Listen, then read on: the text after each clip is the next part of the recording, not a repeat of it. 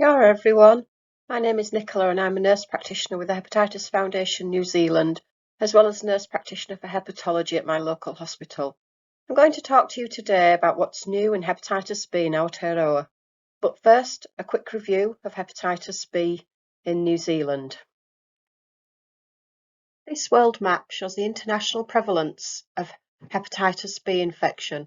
New Zealand is blue, which puts it in the less than or equal to 2.5% prevalence. This is not the whole story though. Focusing on Aotearoa stats, we can see that overall prevalence is around 2% of the population, but I will talk to this shortly. And this is despite free childhood vaccination rollout in the late 1980s. It is thought around 45,000 people living with hepatitis B are still undiagnosed, and we know that there are a large group of those diagnosed but not linked to care. Hepatitis Foundation NZ is a nationally funded NGO small organisation that is responsible for the monitoring of those living with hepatitis B. They currently have around 20,000 people registered.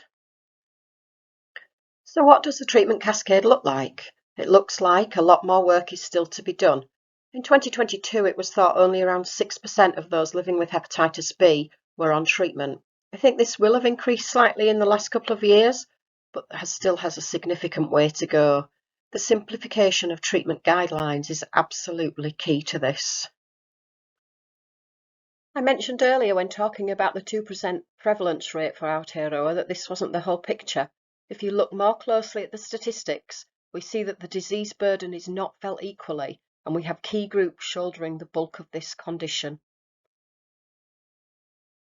So on to the new innovations. Point of care hepatitis B testing.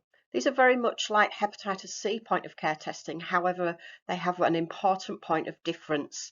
This is an antigen test. This positive test confirms a current hepatitis B infection. A quick fingerprint prick, collection of small amount of blood, placement on the cartridge, addition of a drop of buffer, and then a 15-minute wait gives you an instant result as to whether somebody has a current hepatitis B infection. These tests are both sensitive and specific.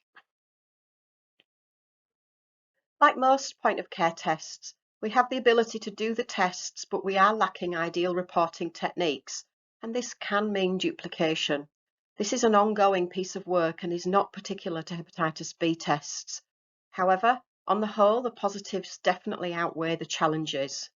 Taking the tests into communities has so many benefits. It allows for the removal of many barriers to care and to receiving a diagnosis, and then that ongoing important linkage.